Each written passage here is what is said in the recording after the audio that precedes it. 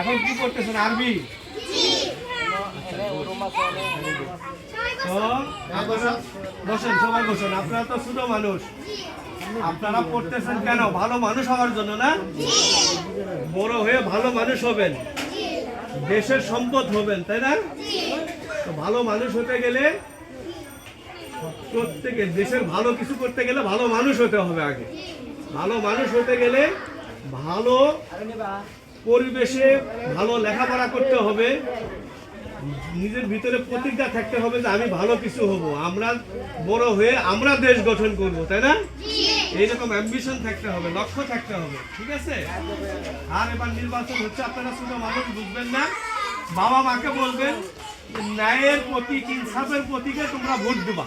বাবা মাকে একটুকু বলবেন, পারবেন না? ন্যায়ের প্রতীক কি, ইনসাফের প্রতীক কি? ভোট দিতে হবে। এই প্রতীক কি, মার্কাটা কি? গাড়ি মার্কা। সবাই বাবা মাকে তাই বলবো, তাই না? ইনশাআল্লাহ। আপনারা ভালো করে লেখাপড়া করেন। আসসালামু আলাইকুম ওয়া রাহমাতুল্লাহ।